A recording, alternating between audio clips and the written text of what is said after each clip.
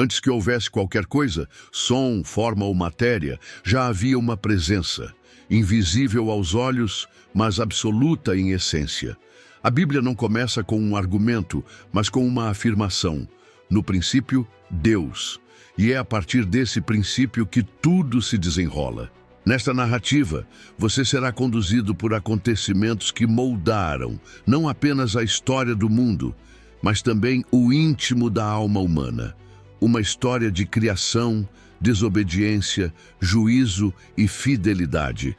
Mas, acima de tudo, uma história sobre a separação e a promessa de reencontro. Se este tipo de revelação toca seu espírito, inscreva-se agora no canal Luz da Verdade. Aqui, cada episódio é uma jornada de retorno à essência, guiada pela palavra e pelo Verbo vivo que é Cristo. No princípio, antes que o tempo fosse traçado ou o universo respirasse sua primeira forma, apenas Deus existia. Não havia luz, nem sombra, nem som. Apenas a presença absoluta do Criador. E foi por sua vontade que os céus e a terra surgiram. Um gesto de pura expressão divina que colocou em movimento tudo o que viria a ser. Entre todas as maravilhas, uma criação se destacou, o homem, moldado com intenção, formado à imagem do próprio Deus. Foi-lhe concedido o sopro que dá vida, não por meio de um processo, mas direto da essência divina. Ele não era apenas matéria, mas consciência, liberdade, espírito. Nos primeiros dias havia harmonia. O homem e Deus compartilhavam um espaço de comunhão que nada podia romper. O Éden era esse lugar. Mas o que parecia perfeito carregava uma escolha. E diante dessa escolha, a queda se aproximava. Adão e Eva, ainda envoltos na inocência original, ouviram a voz astuta que lhes ofereceu mais do que podiam compreender. A serpente não usou força, mas dúvida. E quando o fruto proibido foi tomado, algo irreversível se instalou. A presença que antes era plena, agora se ocultava. O pecado havia entrado, a separação foi imediata. Não apenas uma distância espiritual, mas um rompimento na própria natureza humana. O bem e o mal deixaram de ser conceitos distantes, tornaram-se experiência. A terra, que antes era jardim, agora guardava a lembrança do que foi perdido. Os querubins foram postos à entrada, e o Éden ficou inacessível. Esse ato inicial não se perdeu nas páginas do tempo. Ele ecoa em toda a narrativa bíblica, marcando a raiz da necessidade humana por reconciliação. Não se trata apenas de uma história antiga, mas da origem da busca por redenção. Pois desde aquele momento, a promessa de restauração foi plantada e apontava para aquele que viria. Nos dias que seguiram a expulsão, a humanidade começou a crescer. Mas à medida que se multiplicava, também se espalhava a inclinação ao erro. O coração humano se afastava dos caminhos de retidão e a corrupção se tornava norma. Gênesis relata um tempo em que a orientação de Deus era ignorada e a degradação espiritual se intensificava. Havia alianças quebradas, ambições desenfreadas e um desejo por controle que ultrapassava os limites estabelecidos pelo Criador. Então, há uma menção a algo que divide estudiosos. Os chamados filhos de Deus que se uniram às filhas dos homens. Alguns entendem que seriam seres celestiais transgredindo sua ordem e gerando descendentes híbridos, descritos em algumas traduções como gigantes. Outros veem neste trecho a mistura entre a linhagem de Caim, que se afastara de Deus, e a linhagem de Sete, que ainda preservava a reverência ao Criador. A palavra atribuída a esses descendentes possui variações nas traduções. Em algumas versões são gigantes, em outras caídos ou tiranos. Seja qual for o entendimento, o que se apresenta é um cenário marcado pela distorção do plano original. É nesse pano de fundo que Noé surge, um homem diferente, não por status ou posição, mas por sua conduta. A Bíblia o descreve como íntegro em sua geração. Alguém que, mesmo cercado por práticas distorcidas e desprezo pelo divino, mantinha-se alinhado com Deus. Noé, filho de Lameque, neto de Matusalém, vivia com sua esposa e seus 3 filhos, Sem, Cã e Jafé. Ele não era perfeito, mas era obediente, e isso bastava para que Deus o olhasse com favor. Enquanto o mundo ao redor se entregava à violência e à depravação, Noé caminhava em outro ritmo, não pelo orgulho de ser melhor, mas pela fidelidade de permanecer junto ao que era certo. Seu exemplo contrastava com a escuridão de seu tempo. Foi nesse contexto que Deus, em seu discernimento e justiça, decidiu intervir. O dilúvio não foi um ato impulsivo, mas uma resposta ao estado irreparável da humanidade daquele tempo. Não uma punição cega, mas um reinício. Naquele tempo em que o mundo havia mergulhado na escuridão de sua própria rebelião, Deus voltou seus olhos para Noé e viu nele algo que já não se encontrava em outros corações: retidão. Em meio ao caos, a fidelidade de Noé brilhou como uma chama que ainda resistia ao vento da corrupção. E foi ali que o chamado do Altíssimo se fez ouvir.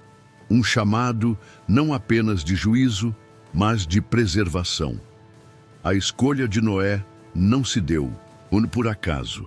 As Escrituras declaram que ele achou graça diante do Senhor, não por mérito humano, mas por uma relação viva, sincera, cultivada com temor e confiança.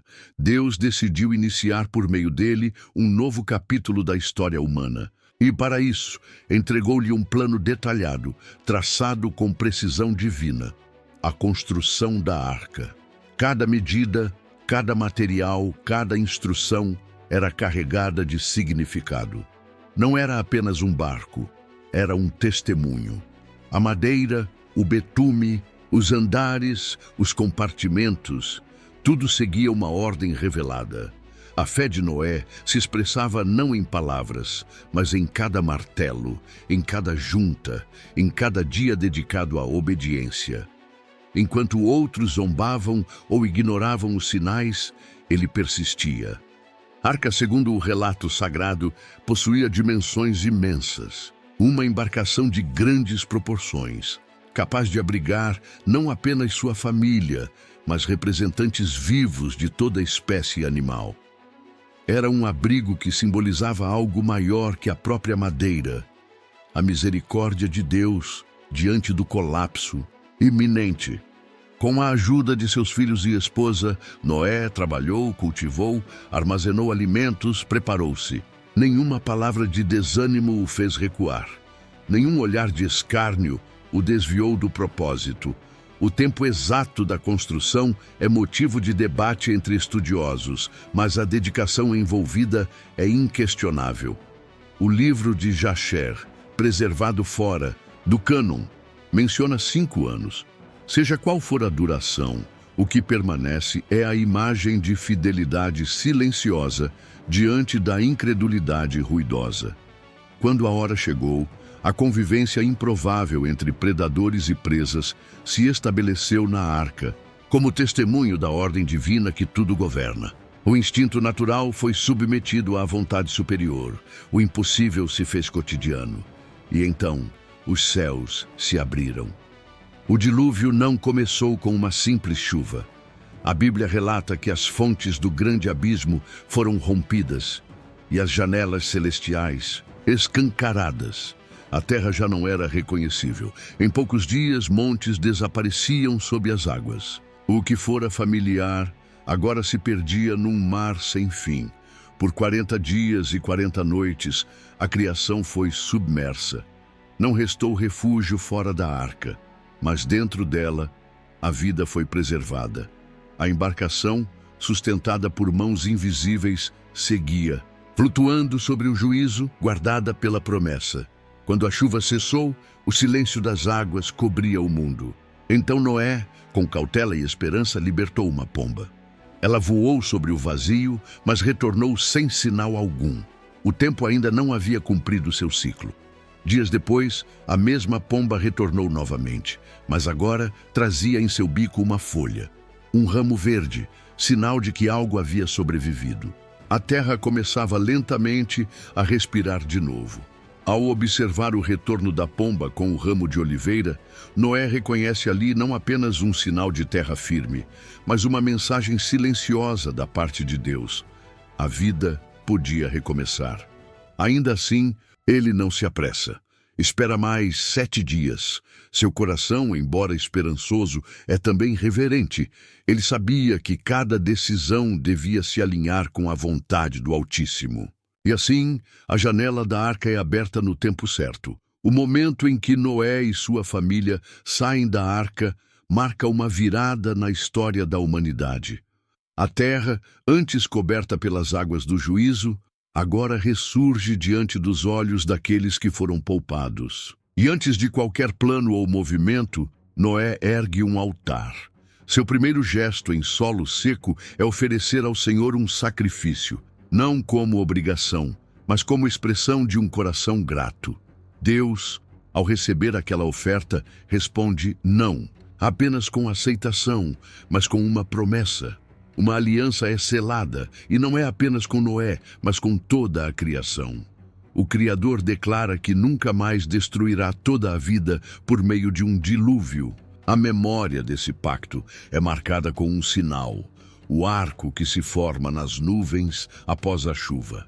Esse arco não é apenas um fenômeno natural, mas um lembrete visível da palavra empenhada por Deus.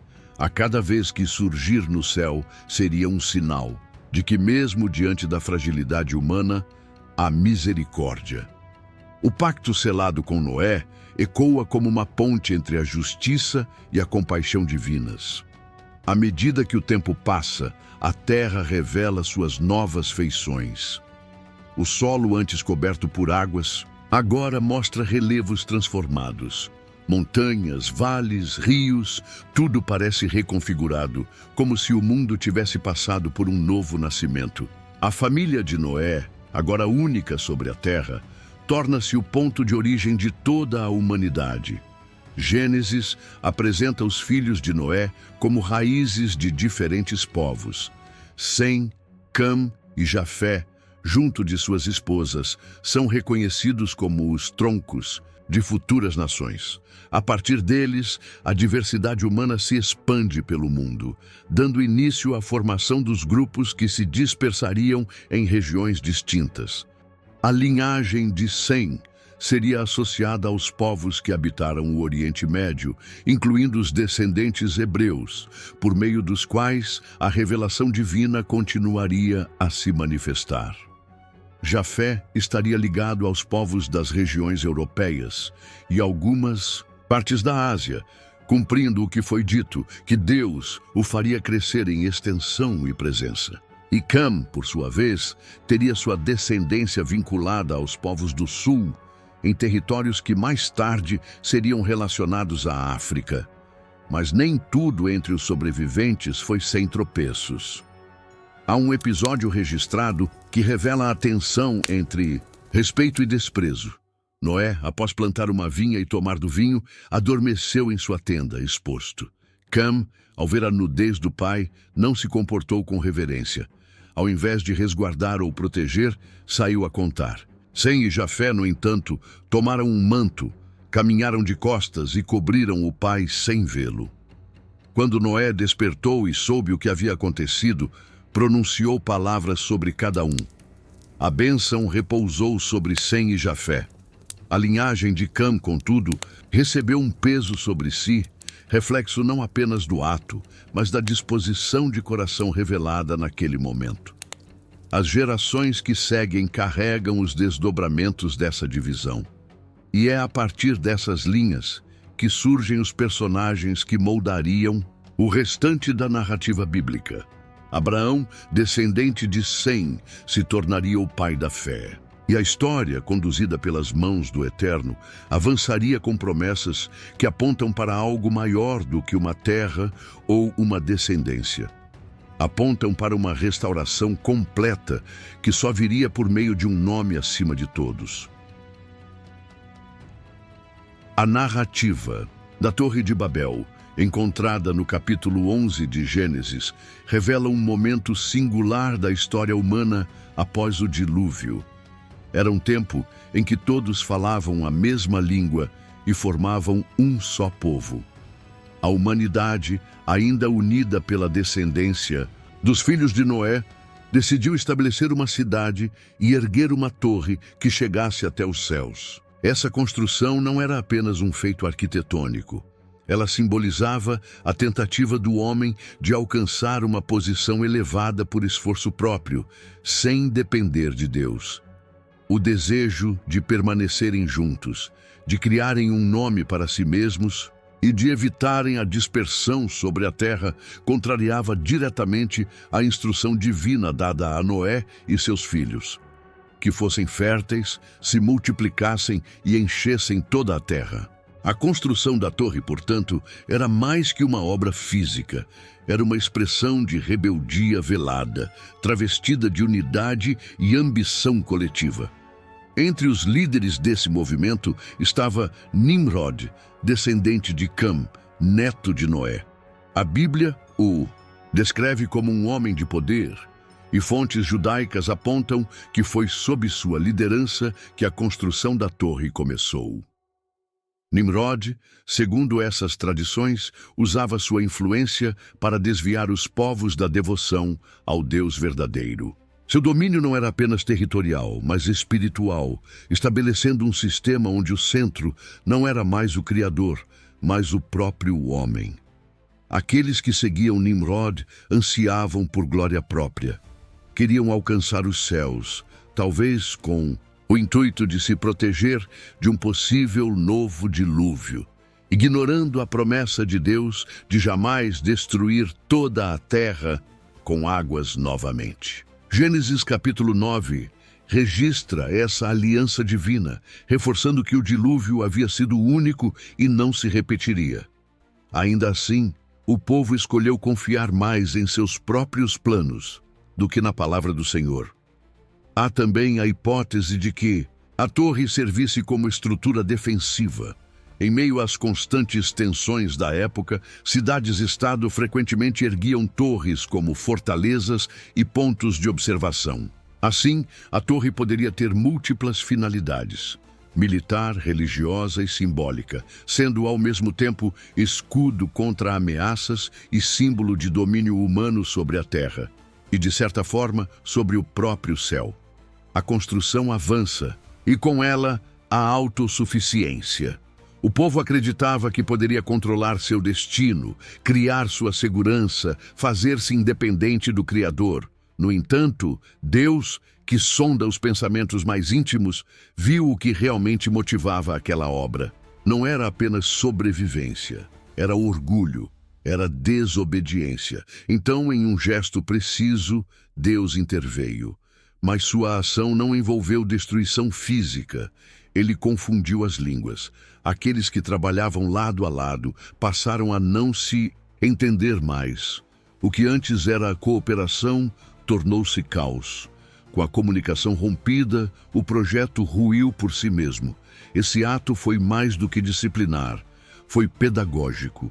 A humanidade, que buscava fazer-se grande sem Deus, foi lembrada de sua limitação. O nome dado àquele lugar passou a ser Babel, pois ali o Senhor confundiu a linguagem de todos e os espalhou pela face da terra.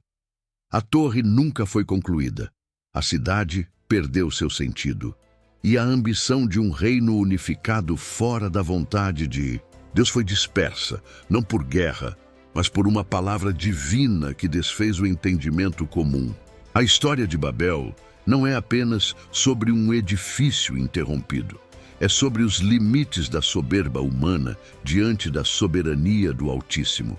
De forma súbita, cada trabalhador passou a pronunciar sons que não faziam sentido ao seu vizinho. A linguagem comum desapareceu. Frases antes claras tornaram-se ruído. O que antes era cooperação, agora se tornava confusão. O projeto de alcançar os céus se desfez, não pela destruição da torre, mas pela interrupção do entendimento. Cidade mergulhou em um estado de desordem. Grupos que antes trabalhavam lado a lado passaram a se olhar com estranhamento. A falta de comunicação gerou desconforto, tensão e, por fim, dispersão. Já não era mais possível manter uma civilização unificada com tamanha diversidade de fala. Foi esse o momento em que a humanidade se espalhou em direções distintas, formando os primeiros núcleos culturais e linguísticos da história. O nome Babel passou a representar esse episódio marcante, derivado de uma raiz hebraica que carrega o sentido de confusão. Esse nome passou a carregar o símbolo de um momento em que o orgulho humano foi interrompido pela vontade divina e a ordem do Criador de encher a terra finalmente foi cumprida. Cada grupo que partiu levou consigo sua própria linguagem e, com ela, sua forma de pensar, de registrar, de nomear o mundo ao redor. A diversidade que nasceu naquele instante moldou não apenas a história das línguas, mas o próprio tecido cultural da humanidade. A tradição associa a origem de idiomas como o hebraico e o aramaico a esse ponto inicial, de onde as nações se multiplicaram sobre a terra. A história de Babel permanece como um marco bíblico que transcende seu contexto imediato. Ela lança luz sobre o limite da autoconfiança humana quando dissociada de Deus e sobre a soberania do Criador em conduzir os povos conforme seu plano maior. Mesmo quando os caminhos parecem se dispersar, a mão divina segue presente. É a partir dessa dispersão que a narrativa bíblica avança para um novo ciclo, o chamado dos patriarcas. Homens que, em meio à vastidão da terra, seriam separados por Deus para dar início a uma linhagem pela qual as promessas se cumpririam. Entre esses patriarcas, destaca-se Abrão, mais tarde chamado Abraão. Um homem comum em sua origem, mas escolhido para uma missão eterna. Abraão é considerado uma figura central nas Escrituras, não apenas como pai de um povo, mas como símbolo da aliança viva entre Deus e os homens. Sua história não é marcada por perfeição, mas por fé diante de promessas que pareciam impossíveis. Sara, sua esposa, era estéril, e com o tempo, a esperança de ter filhos se tornava cada vez mais remota. No entanto, Deus aparece a Abraão, reafirmando sua palavra: de ti nascerá uma grande nação. Mesmo diante da incredulidade natural, o Senhor não recua. A promessa permanece, mas a espera se prolonga. E diante da demora, Sara toma uma decisão. Sugere que Abraão tenha um filho com sua serva egípcia, Agar. Abraão concorda. E dessa união nasce Ismael. Porém, a alegria inicial logo é substituída por tensão. O convívio entre Agar e Sara se torna difícil.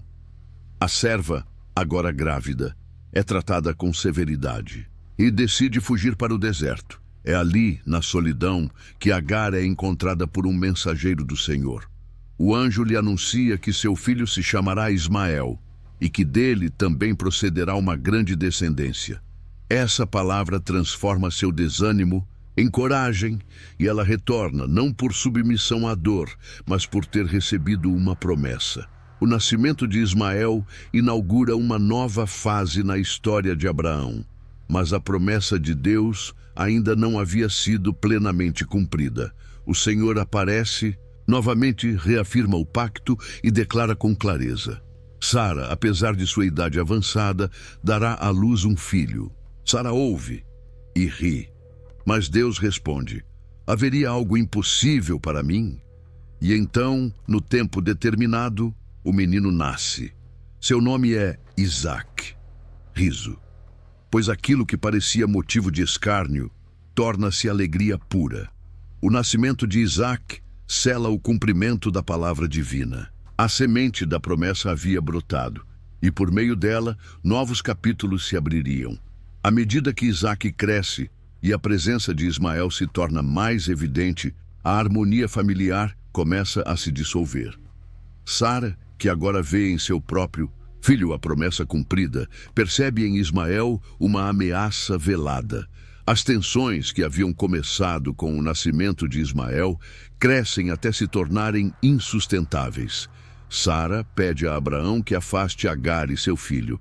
A decisão, embora dolorosa, é confirmada por Deus, que assegura a Abraão que também de Ismael faria uma grande nação. Expulsos, Agar e Ismael partem para o deserto, levando apenas o necessário para sobreviver. Mas o sustento chega ao fim. O odre de água se esvazia. O calor do deserto e a sede tornam-se insuportáveis. Agar, incapaz de assistir à morte do próprio filho, coloca-o à sombra de uma árvore e se afasta, tomada por um desespero silencioso. Ali, no momento de maior vulnerabilidade, Deus intervém. Do céu, uma voz chama por Agar. É um anjo do Senhor. Ele pergunta por que ela chora e logo anuncia: Deus ouviu o clamor do menino.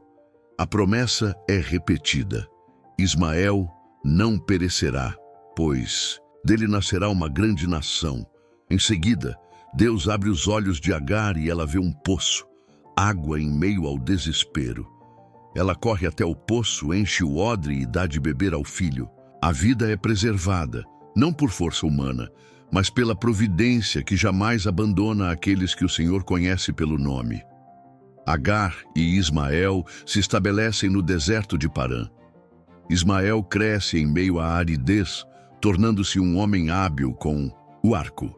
Sua vida é marcada pela resistência e seu caminho não é apagado da memória divina.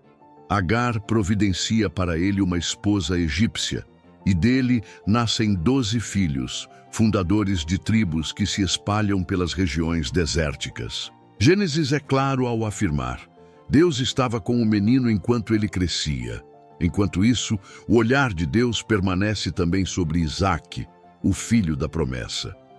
O mesmo Deus que cuidou de Ismael agora prepara o caminho para o florescimento da linhagem por onde viria o cumprimento da aliança. Isaque cresce sob os cuidados do Senhor e, ao atingir a maturidade, une-se em casamento com Rebeca, filha de Betuel. A união de Isaque e Rebeca não foi mero acaso. Foi uma escolha dirigida desde o início pela direção divina. Mas como no caso de Sara, Rebeca também enfrenta o silêncio do ventre. A esterilidade, mais uma vez, torna-se campo de prova e fé. Isaque, sensível ao sofrimento de sua esposa, clama a Deus por ela. Ele não busca soluções humanas, entrega o problema ao Criador. O clamor é ouvido. Deus abre o ventre de Rebeca. A gestação, no entanto, não é tranquila. Há uma inquietação constante dentro dela, algo que foge à normalidade. Rebeca se angustia e busca ao Senhor. E a resposta que recebe é profunda. 2 nações estão em teu ventre, 2 povos se dividirão desde o teu interior. Um será mais forte que o outro, e o mais velho servirá ao mais novo.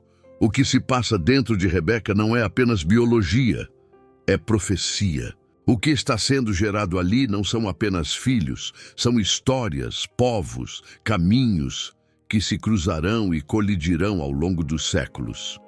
Esaú e Jacó representam não apenas irmãos, mas destinos distintos, traçados pela mão divina desde o princípio. A inversão da ordem tradicional, o mais novo sobre o mais velho, já revela que a lógica de Deus não segue os padrões humanos. Desde o ventre de Rebeca, o plano divino começava a se manifestar de forma misteriosa e precisa. Quando chegou o tempo do nascimento, 2 filhos vieram ao mundo, cada um com marcas singulares, como se a própria eternidade já os tivesse separado em caminhos distintos. Esaú surgiu primeiro, ruivo, coberto por uma pelugem espessa, enquanto o segundo, Jacó, firmava sua mão no calcanhar do irmão, como se dissesse: não estou longe, estou chegando. Esse nascimento não era apenas um evento familiar, era o prenúncio de algo maior, a confirmação das promessas sussurradas por Deus ao longo das gerações.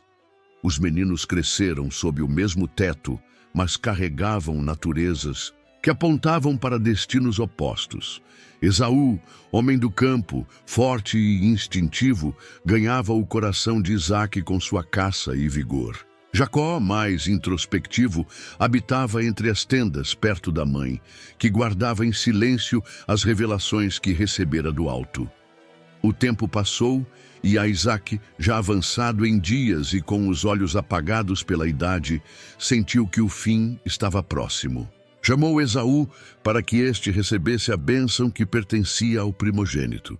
O momento era solene, mas Rebeca, que conhecia o segredo celestial, de que o mais novo serviria de instrumento para os desígnios de Deus, não podia permitir que a bênção escapasse para quem não fora designada. Em confiança plena na palavra que ouvira do Senhor, ela preparou um plano. Enquanto Esaú saía em busca de caça para agradar ao pai, Rebeca chamou Jacó e o guiou com firmeza. Pediu-lhe 2 cabritos do rebanho e com mãos diligentes preparou o prato que Isaque tanto amava. Mas ela não se limitou à refeição. Rebeca cobriu os braços de Jacó com a pele dos animais, para que sua pele imitasse a do irmão e assim enganasse o tato do pai cego. Jacó, tomado por hesitação e temor, seguiu o plano da mãe. Diante do pai, fingindo ser Esaú, ele recebeu a bênção reservada, palavras que selavam destinos, que invocavam autoridade, abundância e domínio. Era a bênção que carregava a herança espiritual de Abraão. Quando Esaú retornou e descobriu o que havia ocorrido, um grito partiu da sua alma. O engano lhe arrancara não apenas palavras, mas lugar, honra e propósito. Tomado por ira, Esaú jurou matar Jacó. Rebeca, outra vez movida pela proteção e sabedoria, instruiu o filho mais novo a fugir para a terra de Labão, seu irmão, até que a fúria do primogênito se acalmasse. Jacó partiu. E foi nesse caminho, longe da casa paterna e envolto por incertezas, que algo sublime aconteceu. Em uma noite, cansado da caminhada, Jacó encontrou um lugar solitário para repousar. Usou uma pedra como travesseiro e ali, no silêncio do deserto, o céu se abriu diante de seus olhos adormecidos. Ele viu uma escada estendida da terra até os céus, e por ela, anjos de Deus subiam e desciam. Era um sinal visível da ligação viva entre o mundo terreno e o espiritual. No alto da escada estava o Senhor, e ele falou. Reafirmou a aliança feita com Abraão e Isaque. Disse a Jacó que sua descendência se espalharia como o pó da terra e alcançaria os confins do mundo. Prometeu-lhe presença constante e retorno seguro à terra de onde havia partido. Quando despertou, Jacó sentiu o peso e a glória do que havia experimentado. Disse, certamente o Senhor está neste lugar, e eu não sabia. A pedra sobre a qual repousara se tornou altar. Foi ungida com óleo e marcada como sagrada. Ele chamou aquele lugar de Betel, casa de Deus. Seguindo em frente, Jacó se aproximou de um poço. Ali, encontrou pastores e com voz firme perguntou, meus irmãos, de onde sois? Eles responderam, somos de Harã. A esperança reacendeu no coração de Jacó. Perguntou então, conheceis Labão, filho de Naor? E a história continuava a se entrelaçar, conduzida pela mão invisível que nunca deixou de guiar. Perseverança na adversidade e restauração espiritual. A diversidade entre os trabalhadores foi uma força e um testemunho. Homens de todas as tribos, famílias e ocupações se uniram. Cada um, com suas habilidades e histórias, ergueu as pedras caídas como expressão de um compromisso coletivo. Não apenas reconstruíam muros, mas restauravam a dignidade de uma cidade e a memória de um povo. No entanto, a oposição intensificou-se. Os inimigos da obra, entre eles Sambalate, Tobias e outros líderes regionais, passaram das palavras zombeteiras às ameaças reais. Espalhavam rumores, conspiravam e tramavam emboscadas. tentaram desanimar os trabalhadores, minar a autoridade de Neemias e impedir o avanço da reconstrução. Mas a tenacidade de Neemias brilhou com ainda mais intensidade diante das adversidades. Ele organizou turnos de vigilância, colocou sentinelas armadas e exortou o povo com palavras de fé. Não os temais. Lembrai-vos do Senhor, grande e temível, e pelejai pelos vossos irmãos, vossos filhos, vossas filhas, vossas mulheres e vossas casas. Neemias 4:14. Enquanto uns construíam, outros guardavam. Alguns empunhavam ferramentas com uma mão e seguravam armas com a outra. A cada plano de sabotagem, Neemias respondia com oração e estratégia. Jamais se intimidou ou recuou. A cada desafio, erguia um clamor aos céus e redobrava o empenho no trabalho. Os recursos eram escassos, o caminho árduo. Mas Neemias havia sido sábio ao buscar, antes de partir, a autorização e os meios necessários. Como ele mesmo relatou: se ao rei parece bem, deem-se-me cartas para os governadores da além do rio, para que me permitam passar até que chegue a Judá. Como também uma carta para Asaf, guarda das matas do rei, para que me dê madeira para as portas da cidadela do templo, para o muro da cidade e para a casa em que devo residir. Neemias 2, 7, 8. E concluiu com confiança: e o rei mas deu, segundo a boa mão de Deus sobre mim. Com essas cartas, Neemias ultrapassou fronteiras e venceu resistências. Capitães do exército o acompanharam, evidenciando que sua missão possuía respaldo celestial e terreno. Mais que muros, um avivamento espiritual. Reconstrução das muralhas não era um fim em si mesma. Era o início de um renascimento espiritual. Neemias compreendia que não bastava proteger Jerusalém fisicamente. Era preciso restaurar os fundamentos da fé. Assim, convocou a comunidade para ouvir a lei do Senhor. Ao lado de Esdras, o escriba, liderou assembleias onde as escrituras eram lidas, explicadas e aplicadas com clareza e reverência. O povo chorou ao ouvir a palavra, tocado pelo reconhecimento de seus pecados e da fidelidade de Deus. Neemias, porém, exortou-os: não vos entristeçais, porque a alegria do Senhor é a vossa força. Neemias 8:10.